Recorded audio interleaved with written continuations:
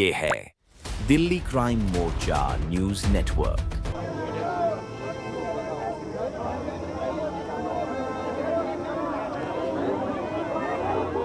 पीछे से उनके सर पर वार किया गया, जिस फट्टे के अंदर कील लगी हुई थी उस फट्टे के माध्यम से उनके ऊपर वार किया गया और उसके बाद वो अपनी बाइक से सीधा नीचे गिरते हैं और उसी जगह पर जब उनको हॉस्पिटल लेकर जाया जाता है तो रास्ते में उनकी मौत हो जाती है। और पुलिस प्रशासन बिल्कुल जो है गुंडों का सहयोगी बन चुका है, बदमाशों के मतलब सहयोग में रहते हैं, शरीफ लोगों को परेशान करने का काम करते हैं। सिर्फ ऐसे जो अपराधी हैं उनके ऊपर कोई कार्रवाई नहीं होती, वे खुले में घूम रहे हैं, उनके अंदर कोई खौफ नहीं है। बर्फ की व्यवस्था भी यहाँ पर कर दी गई है लोगों के माध्यम से, तो कैमरा आपको दिखाएंगे जरा, कैमरा सहयोगी। तो बर्फ़ की व्यवस्था भी यहाँ पर कर दी गई है।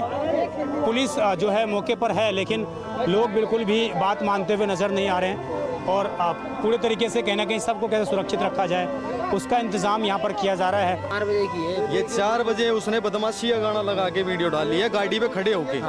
तो मतलब खुला चाकू और वो बंदूक अवैध जो हथियार है वो दिखाता हुआ नजर आ रहा है, वो शराब की बोतल भी है एक। इनकी किताब में जो आसमानी किताब है उसमें पढ़ाई ये जाता है मूर्ति पूजक जो है वो काफिर है और जहाँ दिखो वहीं काटो। इनका मकसद ही साला ये है, हर जगह ये साले ये जो है ना हिंदुओं को टारगेट करने का काम करते हैं। पूरी हत्याकांड हुआ था गाजियाबाद में, जैसे उनको इंसाफ मिला है ना, जैसे उनको एनकाउंटर में मारा गया वैसे ही हमें एक 15 किलो का कोई समय की 20 किलो का समय की एक परिवार के चिराग को बुझा देता है और ये बैठ के जो है उसको पैर में गोली मार के गिरफ्तार कर देते हैं। ऐसे आदमियों का करना क्या है, उनके एनकाउंटर क्यों नहीं करते हो? मैं गौरक्षा दल से ही हूँ, गौरक्षा दल टीम रोकी राणा से।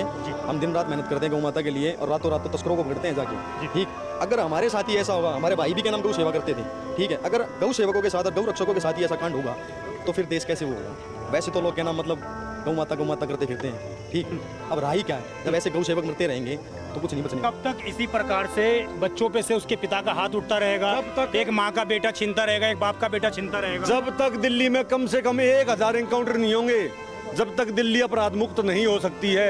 एक इतना बड़ा बांस का डंडा था, उसमें बहुत सारी कील लगा रखी थी, उस कील से पीछे ब्रेन यहाँ पे पीछे मारा है, जैसी मतलब मारा भी इतनी तेज है कि वो टूट भी गया है। प्रशासन से चाहूंगा कि इनको पकड़ के कहीं से भी लेकर आए, जैसे योगी जी ठोकते हैं ना 24 घंटे के अंदर एनकाउंटर ठोक के, और मैं भी यही चाहूंगा कि जितना भी वो साला बबलू आलम 786 बार इनकी माँ बहन कर दी जाएगी, ये इनको पकड़ के और इनकी माता जी के कदमों में डाला जाए। मेरी प्रशासन से यही मांग है। देखना होगा कि कितनी जल्दी उन आरोपियों को पकड़ा जाता है, क्योंकि जो लोग आरोप लगा रहे हैं कि लगभग 4-5 घंटे पहले वो सोशल मीडिया पर आकर जो है फोटो डालता है और लोगों को धमकाने का प्रयास करता है, एक अवैध हथियार और एक चाकू लेकर वो लोगों को डराने धमकाने का प्रयास कर रहा है।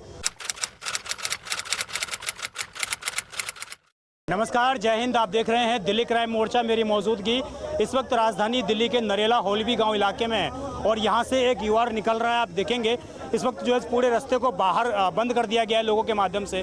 उसके पीछे की वजह यह है कि एक रवि नामक लड़का जो इसी गांव का निवासी है, लगभग 30 से 35 वर्ष उनकी उम्र बताई जा रही है, 2 छोटे छोटे उनके बच्चे हैं और बीती रात उनकी एक बबलू आलम, इसके अलावा 2 अन्य आरोपियों के माध्यम से हत्या कर दी गई है। हत्या महज उनके घर के बाहर लगभग 100 मीटर के इलाके में जो है उनकी पीछे से उनके सर पर वार किया गया, जिस फट्टे के अंदर कील लगी हुई थी उस फट्टे के माध्यम से उनके ऊपर वार किया गया और उसके बाद वो अपनी बाइक से सीधा नीचे गिरते हैं और उसी जगह पर जब उनको हॉस्पिटल लेकर जाया जाता है तो रास्ते में उनकी मौत हो जाती है। उनकी बीवी ने हमें साफ तौर से बताया कि उनके गोद में ही उनके पति ने दम तोड़ दिया। और रवि जो हैं वो गौ सेवा भी करते थे, गौ रक्षकों की टीम से भी जुड़े हुए थे, तो इसलिए लोग ये आरोप लगा रहे हैं कि इस कारण कुछ मुस्लिम लोगों के माध्यम से एक पूरे प्लान तरीके से इस मर्डर की, इस पूरी हत्या की वारदात को अंजाम दिया गया है। पुलिस अब तक ये कहती हुई नजर आ रही है कि ये कोई पारिवारिक मामला, लेकिन परिवार के लोग साफ तौर से इस बात से इनकार करते हुए नजर आ रहे हैं कि कभी किसी से कोई रवि का जो है विवाद नहीं रहा है। और इस प्रकार मैं आपको दिखाऊं तो इस वक्त पूरा जो गाँव है वो सड़कों पे उतर चुका है। उसके पीछे की वजह ये है कि राजधानी दिल्ली में महज 1 हफ्ते के अंदर ये 8वीं बड़ी वारदात है जब इसी प्रकार एक युवक को ठीक उसके घर के बाहर मारकर उसकी हत्या कर दी गई हो। इससे पहले राजधानी दिल्ली के उस्मानपुर इलाके में एक ही दिन 12 घंटे के अंदर डबल हत्याकांड की घटना को अंजाम दिया जाता है और पुलिस हाथ पर हाथ धरे रखे बैठी रहती है। और आज भी ठीक उसी प्रकार से राजधानी दिल्ली के बाहरी इलाके में एक और युवक को अपना आरोपियों ने टारगेट बना लिया। किया। मेरे साथ तमाम सोशल मीडिया पे जो प्रचलित हैं, इसके अलावा जो गांव की आवाज़ उठाते हुए रहते हैं, मेरे साथ वो मौजूद हैं। पूरा मामला क्या है वो मैं आपको समझाता हूँ, वो परिवार से ज़रा जुड़ते हैं। क्या नाम है सर आपका? रवीश भारद्वाज। सर यहाँ पर आए हैं, क्या मामला पता लगा है आपको? ये हमारा भाई है जिसकी बेरहमी से हत्या कर दी गई है कल रात को, और लगातार ऐसी घटनाएं दिल्ली देहात में बढ़ती जा रही हैं। जी। पहले कॉलोनियों में, स्लम में, क्लस्टर में ऐसी घटनाएं ज़्यादा होती थी। अब जो हमारे गांव देहात हैं वो भी इससे दूर नहीं रहे हैं, और पुलिस प्रशासन बिल्कुल जो है गुंडों का सहयोगी बन चुका है। बदमाशों के मतलब सहयोग में रहते हैं, शरीफ लोगों को परेशान करने का काम करते हैं। सिर्फ ऐसे जो अपराधी हैं उनके ऊपर कोई कार्रवाई नहीं होती, वे खुले में घूम रहे हैं, उनके अंदर कोई खौफ नहीं है। अरे ये बराबर मीडिया पे हथियार लेना रहा है। अरे बराबर में उत्तर प्रदेश है, वहाँ पे देखो ये पैर में गोली मार देते हैं। एक 15 किलो का कोई समैकी, 20 किलो का समैकी एक परिवार के चिराग को बुझा देता है, और ये बैठ के जो है उसको पैर में गोली मार के गिरफ्तार कर देते हैं। ऐसे आदमियों का करना क्या है? उनके एनकाउंटर क्यों नहीं करते हो? एक एनकाउंटर होगा, 2 एनकाउंटर होगा तो अपने आप इन बदमाशों में, इन चोरों में, इनमें खौफ बैठेगा। पुलिस का कोई खौफ ही नहीं रहा है। पुलिस से सिर्फ और सिर्फ शरीफ आदमी डरता है। आज गुंडा बदमाश कोई नहीं डरता इनसे, उनसे हाथ मिला कर चलते हैं। जी, अभी भी इतने घंटे बीत चुके हैं, आरोपी गिरफ्तार नहीं हुआ है। जी बिल्कुल, मैं इसमें ये कहना चाहूँगा कि जरूर ये अपनी किसी ना किसी कार्रवाई में लग रहे होंगे। तुरंत ये चीज़ होने वाली संभव मेरे को नहीं लगती है। हमें कोई ऐसी बात नहीं कहनी जिससे माहौल खराब हो। बिल्कुल हम चाहते हैं भाई परिवार को न्याय मिले, लेकिन मैं पुलिस प्रशासन से खड़े हैं यहीं पे, इंस्पेक्टर साहब सुन रहे होंगे, मैं आपसे चाहता हूँ कि हमें आश्वासन दिया जाए और एक कमेटी बनाई जाए, एक टीम बनाई जाए, क्या हमें डेली उसमें अपडेट मिले कि क्या कार्रवाई चल रही है, और जल्द से जल्द उनको पकड़ा जाए। ये मेरी मांग है। लेकिन कब तक इसी प्रकार से बच्चों पे से उसके पिता का हाथ उठता रहेगा? जब तक एक माँ का बेटा छीनता रहेगा, एक बाप का बेटा छीनता रहेगा। जब तक दिल्ली में कम से कम 1000 एनकाउंटर नहीं होंगे, जब तक दिल्ली अपराध मुक्त नहीं हो सकती है। ये मैं बिल्कुल दावे के साथ कह सकता हूँ, क्योंकि हालात बिल्कुल बद से बदतर होते जा रहे हैं, और यदि ऐसा ही होता रहा तो मतलब ये चीज़ें रुकने का नाम लेंगी नहीं। एक हफ्ते के अंदर 8 बड़ी वारदात हो चुकी हैं, तो क्या कानून खत्म हो चुका है? दिल्ली में व्यवस्था खत्म हो चुकी है? मैं माफ़ी चाहूँगा, आप अपने आंकड़े को ठीक कीजिए। रोजाना 8-10 वारदातें होती हैं, ठीक है ना? हफ्ते में तो सैकड़ों वारदात हो जाती हैं। बहुत सारी घटनाएं तो ये FIR दर्ज नहीं करते जी, तो इसलिए नोटिस में नहीं आती जी। तो देखिए अभी शायद जो शव था वो रखा हुआ था सड़कों पे, और शायद मैं समझता हूँ परिवार से बातचीत हो गई है। परिवार जो है, जो दीपक हैं, जो रवि हैं, सॉरी रवि जो हैं, उनका सब शायद हटाने को तैयार हो गया है। मैं जरा अभी नहीं बर्फ लाए अभी जी, तो यहाँ पर पूरा जो प्रॉपर इंतज़ाम किया जा रहा है कि जिस तरीके से लंबे वक्त तक जो रवि है उसको इस जगह पर रखा जा सके। और कहीं ना कहीं आप देखेंगे बर्फ़ की व्यवस्था भी यहाँ पर कर दी गई है लोगों के माध्यम से। तो कैमरा आपको दिखाएंगे जरा, कैमरा सहयोगी, तो बर्फ़ की व्यवस्था भी यहाँ पर कर दी गई है। पुलिस जो है मौके पर है, लेकिन लोग बिल्कुल भी बात मानते हुए नज़र नहीं आ रहे हैं, और पूरे तरीके से कहीं ना कहीं सबको कैसे सुरक्षित रखा जाए उसका इंतज़ाम यहाँ पर किया जा रहा है। और चूँकि हत्या की वारदात को अंजाम दिया गया तो बेहद संगीन अपराध है अपने आप में, और उसको लेकर जो लोग हैं वो लगातार यहाँ पर बात कर रहे हैं। जो उनके भाई हैं, मैं जरा उनसे बात करूँगा। देखिए बर्फ़ के ऊपर जो है बॉडी को रखा गया है, और तमाम महिलाएं उधर दिखाएंगे जरा हमारे सहयोगी। तो महिलाएं तमाम यहाँ पर हैं, मौजूद हैं, और गांव के लोग, और वो सारे लोग जो हैं बैठने का लगातार कह रहे हैं कि बिल्कुल भी पीछे हटने को तैयार नहीं है। ये लोग बिल्कुल भी पीछे हटने को तैयार नहीं है। वो 2 छोटे छोटे बच्चे उनके, और भाई रिक्वेस्ट है, एक बार बैठ जाओ सब। कुछ गोरक्षक जो है उनसे बात करने का प्रयास करूंगा कि क्या स्थिति है यहाँ पर है, किस प्रकार उन लोगों के अंदर इस घटना के बाद पूरे तरीके से एक डर का माहौल है। अभी मेरे साथ जो रवि हैं, उनके जो भाई हैं, बड़े भाई हैं, आप ये चाचा के लड़के हैं, वो मौजूद हैं, और ये इसी जगह पर परिवार साथ में रहते हैं आप लोग जी। किस दिन की ये बात है सर, और क्या हुआ था? कल शाम की बात है, रात की। मैं घर पे था, मेरे पास रात को 11 बजे कॉल आती है कि बेटा कहाँ पे है। चाची का फ़ोन आता है कि बेटा कहाँ पे है। मैं घर पे हूँ, कि विकास के साथ ऐसे ऐसे हादसा हो गया है। विकास नाम है? रवि नाम है? रवि नाम है, वैसे प्यार से विकास बात बोलते थे हम जी। तो उन्होंने, चाची ने बताया कि बेटा ऐसे ऐसे बात हो गई, विकास के साथ हादसा हो गया है कुछ, और वो खून में बिल्कुल धंसा हुआ है। तो मैं जैसे ही सुनता हूँ तुरंत मतलब अपनी स्कूटी लेके और बड़े भाई को लेके साथ में जाता हूँ। थोड़ी देर में फ़ोन आता है हॉस्पिटल से कि क्या नाम भाई कहाँ पे हो। मैं कहा मैं हॉस्पिटल आ रहा हूँ। तो कह रहा है कि क्या नाम आने की ज़रूरत नहीं है, विकास भाई नहीं रहे अब। जिसमें हमें पता लगा कि क्या नाम पुलिस वालों के द्वारा पता लगा है कि जो 3 लड़के हैं, अभी वीडियो हमें पता नहीं है कि वीडियो में क्या दिखा उन्हें, क्या नहीं देखा उन्हें, लेकिन जो 3 फुटेज जो उन्होंने फ़ोटो सेंड की है लोगों के पास, वो फ़ोटो हमारे पास आई है। उन तीनों फ़ोटो में एक भी लड़का नहीं पकड़ा गया है, जिसमें एक लड़के का नाम हमें पता है, क्या नाम है? कोई का नाम बबलू आलम करके है।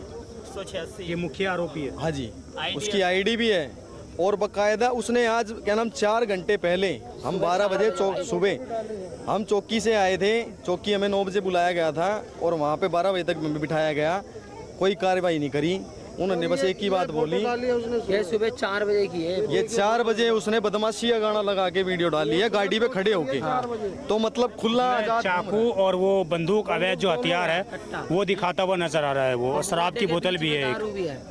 जी, तो अब हम चाहते हैं कि क्या नाम जिस तरीके से सूर्य हत्याकांड हुआ था गाजियाबाद में, जैसे उनको इंसाफ मिला है ना, जैसे उनको एनकाउंटर में मारा गया है, वैसे ही हमें ये कितने भाई हैं? विकास कितने भाई हैं? विकास जो हैं सगे जो हैं 2 भाई हैं, जिसमें विकास और एक छोटा भाई था, अब एक ही रहा है। वैसे हम ताऊ चाचा के 8 भाई थे, अब एक भाई हमारा चला गया है, हम 7 भाई रह गए हैं जी। बाकी सगे 2 ही थे, वो एक जा क्या चुका काम है। करते थे ये विकास? इनका खुद का बार्बर की शॉप थी। तो ये नाई जो की शॉप। आलम है, क्या ये इनके यहाँ पे काम करता था कभी? काम पुराने नहीं, में या ये कभी काम नहीं करता था, कभी कभार जैसे अपने मतलब कटिंग वगैरह कराने के लिए आ जाता था। दुकान पे कटिंग कराने के लिए? जी। तो उसको लेकर कभी विवाद इसके साथ कोई? ऐसा आज तक कोई हमने ना सुना था और हमारा भाई ऐसा था भी नहीं जो किसी से विवाद करे। लड़ाकू बंदे ये गांव गौ सेवा भी करते थे? मैं गौरक्षा दल से ही हूँ, गौरक्षा दल टीम रॉकी राणा से। जी। हम दिन रात मेहनत करते हैं गौ माता के लिए और रातों रात तो तस्करों को पकड़ते हैं जाके। जी। ठीक, अगर हमारे साथ ही ऐसा होगा, हमारे भाई भी क्या नाम गौ सेवा करते थे, ठीक है, अगर गौ सेवकों के साथ और गौ रक्षकों के साथ ही ऐसा कांड होगा तो फिर देश कैसे वो होगा? वैसे तो लोग क्या नाम मतलब गौ माता करते फिरते हैं, ठीक। अब राही क्या है, जब ऐसे गौ सेवक मरते रहेंगे तो कुछ नहीं बचने तो वाला। आप कह रहे हैं कि टारगेट करके किलिंग की गई है? जी बिल्कुल ये पता था उनको कि ये गौ सेवा करते हैं तो इनको टारगेट किया जाए? जी। किस तरह की कार्रवाई अब हमें तक ये हुई है? कंफर्म नहीं है कि गौ सेवा को लेके उन्होंने टारगेट किया है या फिर कुछ और बात थी, पर लेकिन जिस तरीके से उन्होंने टारगेट किया मतलब पूरी प्री प्लानिंग थी। उनको टाइमिंग का भी पता था कि ये टाइमिंग इस टाइम आएंगे वो, जिस टाइम वो आया है उसी टाइम उसी हाँ डेली का रूटीन था, एक ही टाइम पे। हथियार का इस्तेमाल किया गया है? एक इतना बड़ा बांस का डंडा था, उसमें बहुत सारी कील लगा रखी थी, उस कील से पीछे ब्रेन यहाँ पे पीछे मारा है, जैसी मतलब मारा भी इतनी तेज है कि वो टूट भी गया है। उसी जगह पे आप लोगों को हथियार भी मिले हैं? जी, रात को फोरेंसिक डिपार्टमेंट से आए थे, वो अपना वो करके खोल गए। दिया ना रोड पे, क्या गिरा? जबरदस्ती निकाल के ले गए वो गाड़ी। क्या नाम है आपका? मेरा अरुण शर्मा। तो ये आप भी जुड़े हुए हैं परिवार से ही? जी, मैं भी गौरक्षा दल से हूँ। तो ये जो गौ रक्षकों को टारगेट किया जा रहा है, क्या इसके ये पीछे की जितने भी साले जिहादी 2 कौड़ी के सुअर के पिल्ले हैं ना, मुसलमान है जितने भी है कटुए हैं, इनको गौरक्षक से मतलब नहीं है। इनकी किताब में जो आसमानी किताब है उसमें पढ़ाया ये जाता है मूर्ति पूजक जो है वो काफिर है और जहाँ दिखाओ वहीं काटो। इनका मकसद ही साला ये है, हर जगह ये साले ये कटुए जो है ना हिंदुओं को टारगेट करने का काम करते हैं। तो इनको मतलब नहीं है चाहे बजरंग दल से हो या ये गौरक्षा दल से हो, इनका मतलब ये है अगर काफिर हत्या पड़ जाए तुम्हारे तो उसको काट दो, जो हमारे भाई के साथ ये आज हुआ है। इनको मतलब नहीं है जनाब। मैं यही प्रशासन से चाहूंगा कि इनको पकड़ के कहीं से भी लेकर आए, जैसे योगी जी ठोकते हैं ना 24 घंटे के अंदर एनकाउंटर ठोक के। और मैं भी यही चाहूंगा कि जितना भी वो साला बबलू आलम 786 बार इनकी माँ बहन कर दी जाएगी, ये इनको पकड़ के और इनकी माता जी के कदमों में डाला जाए। मेरी प्रशासन से यही मांग है। जी। ये जो भाई है इसकी शादी भी हो गई है, 2 बच्चे हैं छोटे छोटे। जी, मैं पूरा परिवार और जी बिल्कुल परिवार है जनाब। और जितनी भी है जो जिसने भी ये हरकत करी है, जिसने भी उस भाई को मारा है, उसकी प्रॉपर्टी जो है वो सीज करी जाए, उसको बेचने के बाद उसका पैसा सारा इनके परिवार को दे दिया जाए। जी। अभी मौके पे मुझे लगता है कि आला अधिकारी भी दिल्ली पुलिस के आए हैं शायद, और ये सीधी तस्वीरें हैं आपके सामने कि किस प्रकार पुलिस प्रशासन लगातार लोगों को यहाँ पर समझाने का प्रयास कर रहा है, लेकिन लोग बिल्कुल भी पीछे नहीं हट रहे हैं। उसके पीछे की वजह यह है कि लगातार आउटर दिल्ली में जो इस तरीके के लोग जो गोरक्षक और तमाम इस तरीके की चीज़ों से कामों से जुड़े हुए हैं उनको लगातार टारगेट किया जाता है। कुछ और गांव के लोग ही हैं, आप लोग गांव के ही हैं? गाँव के हैं। ये जो पूरी वारदात हुई है आपके घर से कितनी इसकी दूरी? ये कम से कम 50 मीटर दूरी पर हुई है। जी। आप लोग उस टाइम पे थे, जगे हुए थे गांव पूरा? नहीं था। हम उर्ली साइड में रहते हैं जी, और वे परली साइड में रहते हैं। किस तरीके का व्यवहार रवि का था? कभी किसी से लड़ाई झगड़ा कोई? विकास का व्यवहार ठीक था, अपने काम धंधा करता था और बच्चों को ठीक पाल रहा था अपने। ठीक है ना। किसी से कोई लड़ाई झगड़ा ना कोई को दुश्मनी? लड़ाई झगड़ा ना को दुश्मनी थी। जी ठीक। ये पूरी घटना जो अंजाम दी गई है कैसे देखते हैं आप? सुरक्षित महसूस करते हैं अपने आप को? हम अपने आप को कैसे सुरक्षित महसूस करेंगे जो और बच्चों को जो है ख़त्म करने लग रहे हैं। लगातार जवान बच्चों को टारगेट किया जा रहा है। बिल्कुल। तो ये कहीं ना कहीं ये स्थिति यहाँ पर है राजधानी दिल्ली में, और यही वजह है कि लगातार जो ये लोग हैं, अभी भी आप देखेंगे लगभग 2 से ढाई घंटे हो चुके हैं, और अब यहाँ पर प्रॉपर इंतज़ाम भी कर दिया गया है। बर्फ़ भी जो है लाकर उस जगह पर रख दिया गया। मैं आपको तस्वीर तो नहीं दिखा पाऊँगा, लेकिन सबको यहाँ पर सड़क पर लाकर जो है परिवार ने रख दिया है। और पूरे तरीके से हम कहें तो जो बर्फ़ के साथ उस जो रवि हैं उनके सबको यहाँ पर रखा गया है। ये धुंधली तस्वीर आपको दिखाई दे रही होगी, लेकिन आप समझिए किस प्रकार ये जो स्थिति है कितनी गंभीर है राजधानी दिल्ली में। और महिला पुलिस भी अब मौके पर आ चुकी है, तो शायद महिलाओं को उस तरीके से कंट्रोल किया जाए और इन लोगों को यहाँ से हटाने का प्रयास पुलिस प्रशासन करेगा। लेकिन देखना होगा कि कितनी जल्दी उन आरोपियों को पकड़ा जाता है, क्योंकि जो लोग आरोप लगा रहे हैं कि लगभग 4-5 घंटे पहले वो सोशल मीडिया पर आकर जो है फ़ोटो डालता है और लोगों को धमकाने का प्रयास करता है। एक अवैध हथियार और एक चाकू लेकर वो लोगों को डराने धमकाने का प्रयास कर रहा है। तो बेहद गंभीर मामला है। उम्मीद है पुलिस प्रशासन जागेगी और कठोरतम कार्रवाई उन आरोपियों के खिलाफ करेगी। मैं विजय ठाकुर, आप देखते रहें दिल्ली क्राइम मोर्चा। धन्यवाद।